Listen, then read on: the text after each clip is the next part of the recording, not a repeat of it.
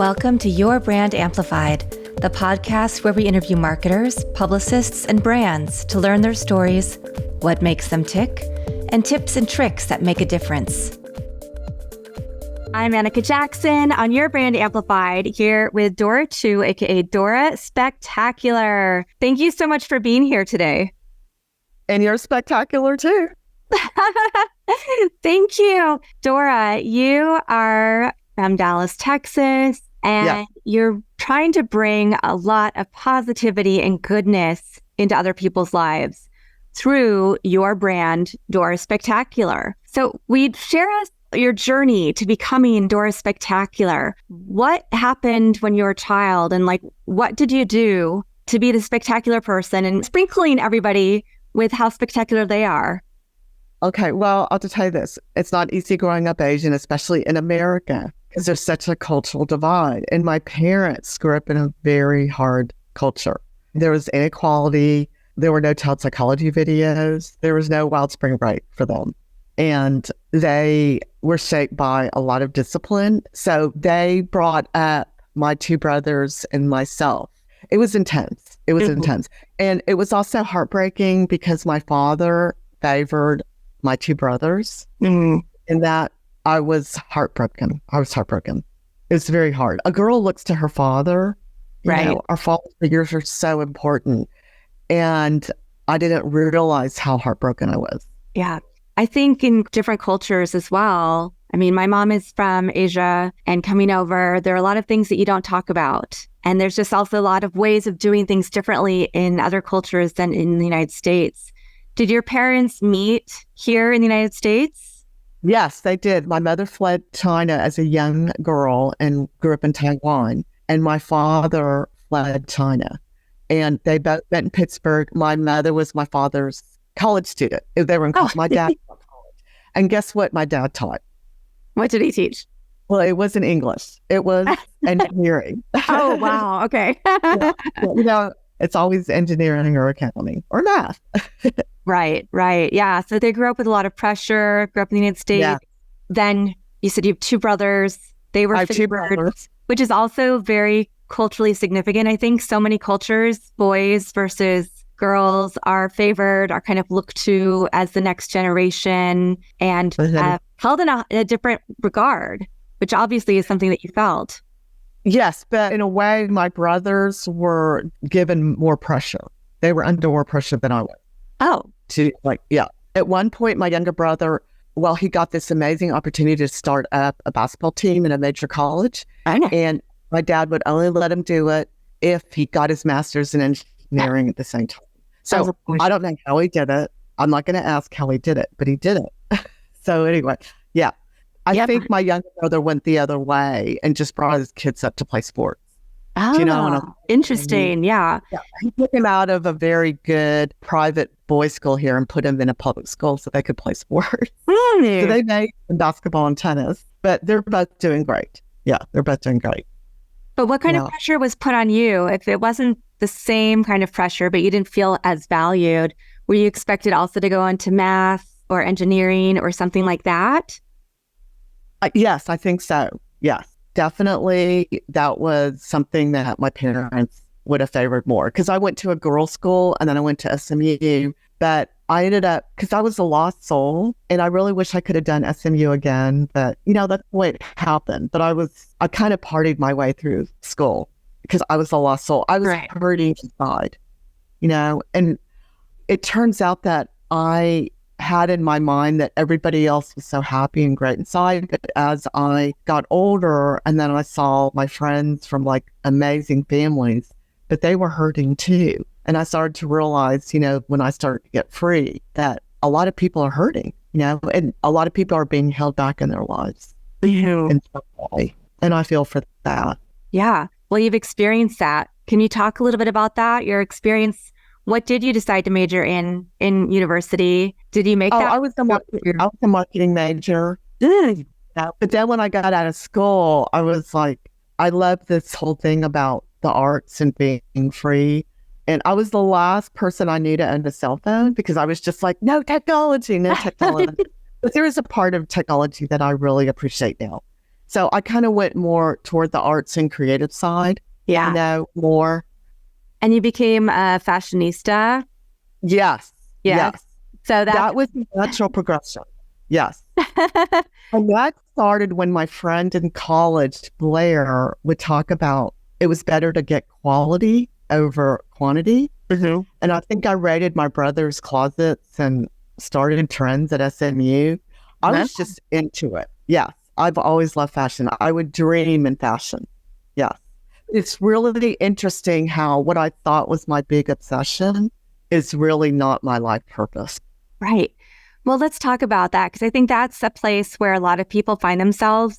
Everything you're saying is so relatable, feeling favored or unfavored by parents who are the people who are most important in our lives growing up. Yeah. Or parents or caregivers, going on a path that we know isn't a path other people wanted us to go on.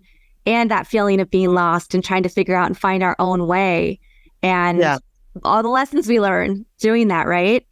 Yeah. Can I share something about the favored and unfavored? I thought I was the only person growing up that was unfavored in a household. But what I have found is that I know so many people from so many families, and either they're struggling because their siblings are jealous and angry because they were favored, or they weren't favored and they struggle from a lot of insecurity. Like I had a friend of many, many years tell me a couple years ago that, well, she was, I don't know why, but she was jealous, but it had nothing to do with me. It was because her mother had greatly favored her sister.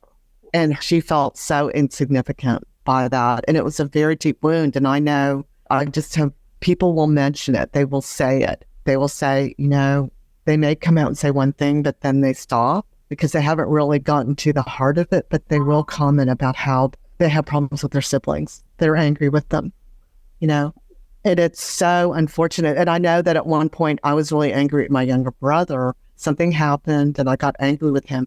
And then I realized, whoa, that happened to make me see that I was angry. I healed and I got over it, but I never would have known unless he did something that really upset me, And I mean, it was a challenge to not let it ruin our relationship, but I dealt with it and I forgave him because I saw it. I didn't know how angry I was. And I think that other people carry that because, you see that happening and you're like, oh, well, that's happening.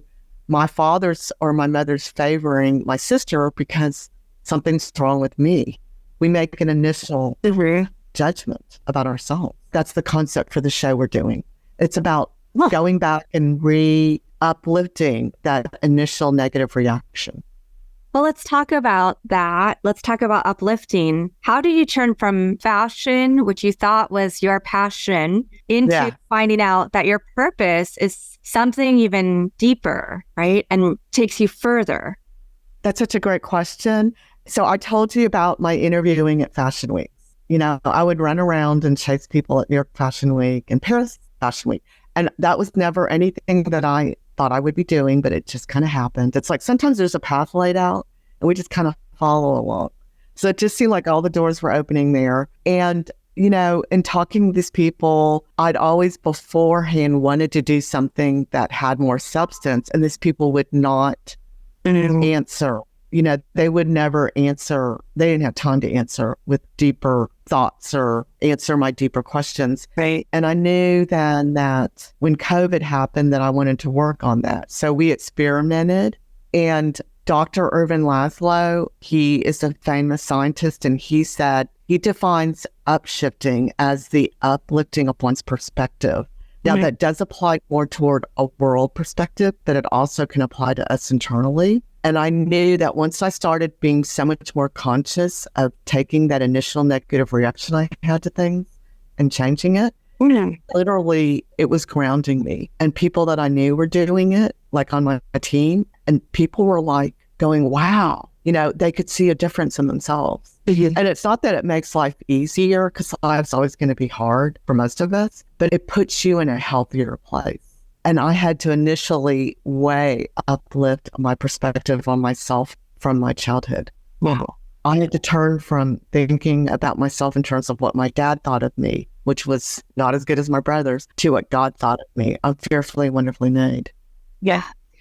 So really, it was that time. I feel like that time of COVID made so many of us turn into ourselves and have to be introspective and think about, what do I really want my life to look like? How do I want to live? And in your case, how do I want to uplift myself and upshift, right? My own life and others as well. Yes. Yes. You know, it was a horrible thing, but I think it was also, there was a silver lining. Yeah. You know, that a lot of people got more centered and stopped doing things maybe that they were, because life can be full of like activity, but you have to know in your part, you know, and that's one thing that redoing your perspective does, is that it makes you understand more who you are and why you're doing things. So you're not just walking through life as a robot. Yeah. So what is your purpose now? What is coming up? You mentioned, you teased it a little bit, that you have a show. What are some other things that you're doing using your newfound confidence and outlook? All right. So I am currently working on a stand-up comedy routine, debuting it this weekend at the Kindness Summit in Dallas. And then I'm going to go on and probably perform a little bit in Dallas and around, maybe on some podcasts. So stand-up comedy has to involve a little bit of drama in the routine. So I've added some drama in the routine. I've had some great help, but it's also a tough story. It's a story of heartbreak and downfall. Right. But I love laughing, and laughter is medicine. And my character is zany, really. That's one thing that came out of me when I uplifted my perspective on myself, is that I finally had the freedom to be Dora the quirky. Right. You know, this is me, the weird. Because that's a very strong, big part of me inside. Yeah. And that's not something certainly that you would have been able to bring out as much in these other constructs that you had built around what your family expected of you, or the fashion world. As you said, you were doing interviews at fashion weeks, but people wanted to only talk about their fashion line. They didn't want to get deep, and they didn't want to get into feelings and emotions and what's really important. Yeah. Yes. Everyone's in a hurry at Fashion Week. And you know what? I don't regret it, because I did talk to a lot of people. It was a great experience. You know, it took some confidence sometimes in some of these bigger shows to walk in and pick who to talk to, because I would roam the floor and talk to people. And it was really kind of funny, but it was really also kind of funny because we had this fun little thing called standing ovation. And I discovered that the celebrities or the showgoers didn't really feel comfortable with me clapping for them. It was a little game we played, so I made them clap for me. And they had so much fun. You know, it's kind of like when you just let go and you're just a clown, you know, and there is a clown in a lot of people, but you just need to pull it out, you know. So I did enjoy that, but it was really hard. You know, it's exhausting. Yeah. But the fashions, and I mean, I've seen so many shows and met so many people, and I don't miss not being at New York Fashion Week or Paris Fashion Week, but it was a great experience. But this to me is so much more meaning, because I feel that people that have seen the show pilot, it makes them think, and they realize that, hey, these are things I could be doing in my life. And we're also making people laugh with the comedy aspect. And it's so cool. It's like the best of all these worlds. And we're showing up wearing great outfits. So I'm still pretty fashion, yeah. You still obsessed. I'm still on the resale sites. I'm still like, you know, working it. You know, I don't know. Are you fashionista? Are you into it also, Anika? I have been at times. I have a closet full of amazing outfits, but my life is so much simpler these days. I don't really, you know, have the opportunity to wear them, but I do admire great fashion and the quality over the quantity. Absolutely. Yeah. Local designers and those hidden gems. Yeah. Yeah.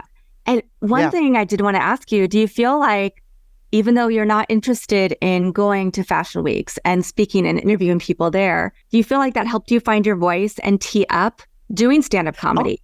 Coming out of class, starting a show. Yes. Because you know what? Can I tell you, the first time I did New York Fashion Week, we were backstage at this enormous show backstage, and all these big deals were there. And I was interviewing this young model, and his name was Chandros. It was many years ago. And I just said, hey, do you want a runway walk? And before I knew it, the whole backstage had cleared. I don't know how they heard. I was wearing so many clothes because it was like the coldest winter in New York. It was like 2016 that I went. And then that group that took me, they fell apart. So I didn't do anything for a couple of years. But that was my first New York Fashion Week that I interviewed at. The whole backstage cleared up and we runway walked. I was wearing like a coat and all these like vests and all these sweat. It was so cold. But I remember, you had to like put it on to do that. Yeah. Do you know what I'm trying to say? Yeah. Not care what people thought. Yeah. And so I did a lot of stuff like that. And I've studied improv. And improv is wonderful. It really set me free also. I highly recommend it. I know that you know about it also. But you learn how to just be spontaneous. Yeah. Are you ready to take your brand to new heights? Join the Brand Amplifier for Entrepreneurs program. Learn how to build, elevate, and amplify your brand with a comprehensive 10-module course. Learn more about it and other ways to implement our strategies at fullcapacitymarketing.com. Click on EFCM Learning Hub for more information. Can't wait to help you amplify your brand.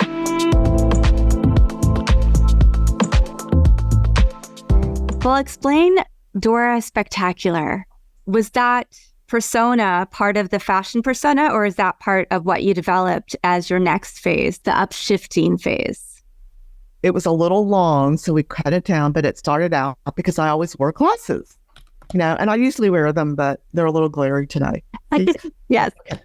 So it started out as DoraSpectacular. Oh. And then one day I just decided to own it. And I said, okay, let's cut all the extra S's out. And it's just DoraSpectacular. And it's been fun. Like when I go to an Uber or a Lyft, they're like, DoraSpectacular? And I'm like, yes, and you're spectacular too. And that was a catchphrase that just came off the top of my mouth and it's just stayed there. And I love it. And you know what? It doesn't matter how famous or how well known or how well loved someone is. When I would say that to people like at the Fashion Week or even here, hi, I'm DoraSpectacular, you're spectacular too. People just light up. Yeah. I could see it. I'd be like, oh my gosh, they're like this famous person. And when I said they're spectacular, they just light up. We need that. We need to know who we are. Yeah. It's a world where we want everybody, we're almost demanding people show up authentically, but it's so hard and so many people don't know how to do that.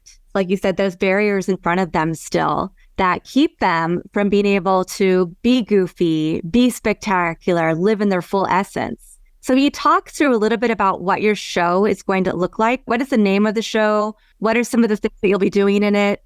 It's called the Up Talk Show, and we have a little bit of drama. It's a comedy sketch that kicks the show off, and then we have a therapy session. And then we offer 3 practical tools per show on the situation. The first episode is a hot date gone wrong. So here's this really braggy guy, just totally bragging. It's off the top, like it's really quirky. To this girl, me, who I am like I'm looking for a sugar daddy, basically. So you put the two together and you can imagine it's high combustion. But the drama is so fun. And then in the therapy session, we talk about it. And we had a love coach for that one. And we had 3 easy tools on how you could approach a date, And then it's not an opportunity to impress somebody, basically. It's really where you should be yourself. And then we have a happy ending. So, yeah. Oh, nice. Yay. Right. And then there are all these different scenarios. So every show you'll be bringing up an issue that a lot of people are affected by and showing them relatable. How to make it a better situation, how to ease into situations and how to communicate clearly and effectively. Yes. And a lot of it comes down to really working on yourself. It's things that you do not necessarily for the situation. What can you do for yourself that you go into these situations? So in that way, it's more of a self-help. Absolutely. But it's so practical and it's not gimmicky. They're not gimmicky, but these are things that I would love to know before I go into situations too. We all like, just that extra getting me over the hump. Yeah. Well, this is something I think it doesn't matter how old you are, how young you are, we're always trying to reevaluate and rediscover who we are and how to be authentic.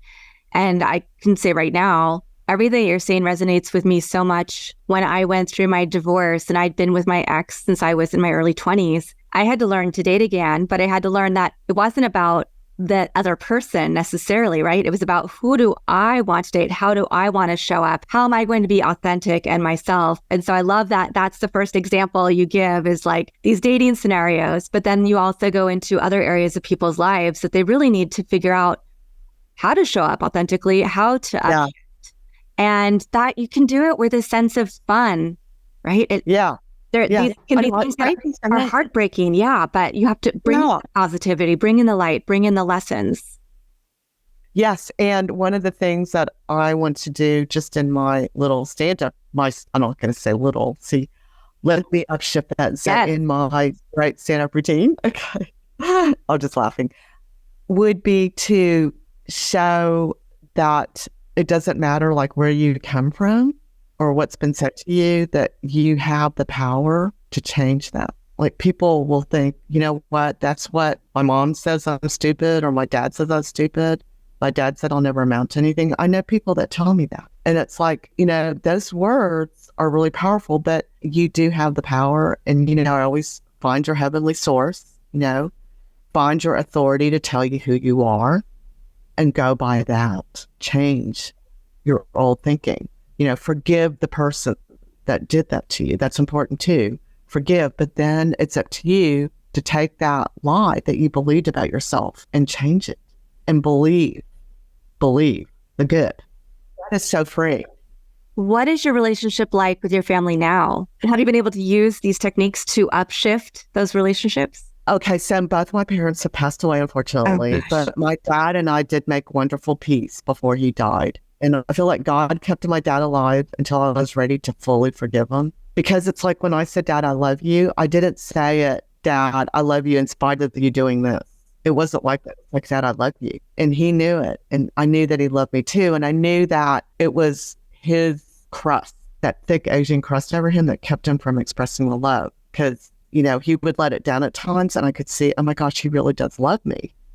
He just couldn't show it. And I feel like that's true, though, for a lot of people. Mm-hmm. They take their parents at face value and don't understand that their parents are struggling against their own, misconceptions. There are great parents, but there are parents that have tried their best, but they just haven't been able to express it right. They're human. We're all battling. Most people, very few. A few people aren't, but most people. I think no matter what level of success you have, however you define success, there's still something that you're battling. Yeah. On social media, like people who have made millions of dollars, but they still have something that they have to deal with. Yeah. Right? Oh, yeah. Well, I think life is set up like that. Yeah. It's just set up to not be easy, because we're always having to grow. And you know what? When you stop growing, you just go like this. If we're not getting better, we're not being who we're supposed to be. And I think life is supposed to be active. We're supposed to be growing. We weren't meant to just be stagnant, I think. Yeah. Well. So you're formulating this comedy stand-up routine that also has a lot of great lessons. You have your show. Yeah. What else is happening for DoraSpectacular? What do you see like in 3 years or 5 years for you and the upshifting movement? Well, I would like to see upshifting become the mantra of the world. I mean, I'm joking. I see upshifting everywhere in neon signs on Times Square. Actually, I just see it's just my part to kind of bring joy to the world. And because if we have a purpose, but it doesn't involve helping others, it's not a purpose. That's just my purpose. I'm actually past childbearing age, but I'm actually able to still have a child, and I really want to get married and have a child. And also with the rest of my family, they have not gone through the process that I have. And there's one side of my family that we have a very positive relationship, and it didn't used to be that way. So I've just given love unconditionally. It's not been that they've changed so much, but they've changed toward me because I didn't take them personally. I just uplifted my reactions. So that's very positive. And then there's another side of my family where there's a bit of a struggle, and I think they want to go deeper within themselves, but they just haven't been able to do so yet because of time and what life has thrown them right now. But I know that that's going on. And I know that there's been a big shift in those relationships also. And I do know that your family is the toughest, you know. And some of my older friends, I don't know, because I was raised by a village, and some of these people, they don't know how to wrap their head around what Dora's become. It's been a lot, because I've really changed a lot, but I'm learning to just love unconditionally. It's the person I am, you know, and they say that for your relationship. You know, it's the person you are. It's not so much who they are. I know that people have come up to me many times and said, oh, you know, this has helped me or that's helped me. So that's given me a clue or just encouragement that I've been on the right track enough to know. If somebody's listening and they are going through a similar situation, could be with their family, friends, a work situation, what are some actionable tips that you could give right now for them to help reframe their thinking and start upshifting and uplifting their mindset? Okay, so one thing would be is to stop it in the here and now, to stop the negativity in the here and now. So when the next time something happens and you want to take it personally because it's hurtful, take a moment to sit back before you react and find what affirms you. There's something that's our authority in life that affirms us. Go to your authority in life and be affirmed, whether it be a spiritual, well, for me, it was like my Heavenly Father. But I'm just saying that you have to know what affirms you in life and remind yourself that you are fearfully, wonderfully made. Go to your source and then go back to react to the situation. Don't let situations in the here and now dictate who you are. So you start there first and you'll start recognizing things. And then once you start getting out of a negative pattern, because it's so easy for all of us to be in it, then you can start going back a little further, you know, and recognizing, oh, you know, what am I believing about myself that's wrong? You know, what am I believing about these people that's wrong? Because I think it's that whole network of lies that we're in that get to us. And actually, as adults, we are able to reason out. It's when you're a child at 8 or 9, you can start to reason out. But when you were a child, you couldn't reason it out. You didn't know that, like, maybe your parents divorced. You didn't know that that wasn't about you. Maybe you thought that was about you because you weren't old enough to reason it out. So sometimes these things go back and maybe you don't have time to deal with it now, but at least start working on the here and now. Know your authority, know what affirms you, take time before you react negatively, because I've had so many people say that I would think that came from great families. Oh, well, my mom does that or my sister does that or I do that. I just like getting this negative self, you know, thing. And, you know, it's too easy to do. We're surrounded by negativity. To recognize that, and you don't want to get into a stronghold of that where it just you're just in a rut, you know. Find out what affirms you and take time before you react to the negative. That would be what I would stress now. Yeah. And take care of you. Be good to yourself and forgive. You know, forgive. And you know what? I have a famous actress friend. She's always so bright. She's kind of like you, Anika. She's just like bright and smiley and full of sunshine. And she just lets things roll off of her like a duck, you know, and it takes a while to get to do that, but she knows who she is. And she lets stuff, she goes, I just let it roll up. And she's been really through the ringer. You would think, oh, famous actress. No, she's been through so much where people try to take advantage of you and things happen and, you know. Amazing. So to go and see where you're performing, where people can watch your show, come to you for advice. DoraSpectacular is your website and all of your social. Yeah, DoraSpectacular.com. Yeah. Awesome. Yeah. Yeah. And also Instagram, DoraSpectacular on Instagram. I feel like this is going to go even so much further. Thinking about your 3 and 5 year plan, you have your comedy routine with wellness, right? The show, but I'd love to see you, giving keynote speeches everywhere, writing a book, workshopping this for people to pull out their inner spectacular. Oh, thank you. Well, I've just made you the CEO of my DoraSpectacular fan club. Thank you. Thank you, Anika. I know you're going to help me do it. Oh, Well, thank you. Dora, I know you've given us a couple of quotes that are important to you. Do you have a favorite quote or saying that you'd love to leave the audience with today? It's the one that I mentioned before because it's just really transformed people. It's, you are fearfully, wonderfully made. You are fearfully, wonderfully made. Yeah. That it's like. It's a great reminder. Yeah. Those are amazing words. And I know that I can't wait to see what you do next. And I know the audience as well will be looking forward to seeing when you're coming to a city near them or a station near them for your show. Thank you. Yes, if I can recommend some wonderful nighttime entertainment, go back through my old videos. I'm just kidding. I'm so joking. No, thank you. I know your audience is incredible. Thank y'all so much. And thank you. We can never hear enough that we need to set intention for ourselves, who we are, what kind of relationships that we have, and continue to work on them and improve. And so your message today has really reinforced that. Is there any last bit of advice that you want to give before we sign off? Let's see. Don't worry about dressing to impress. Dress to feel good about yourself. I'll just add that about fashion. Okay. Yeah. None of this dress to impress thing. Dress to feel good about you.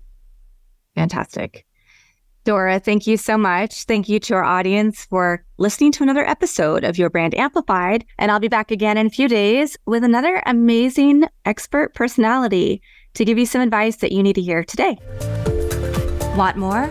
Check out amplifywithannika.com or follow me on socials at amplifywithannika.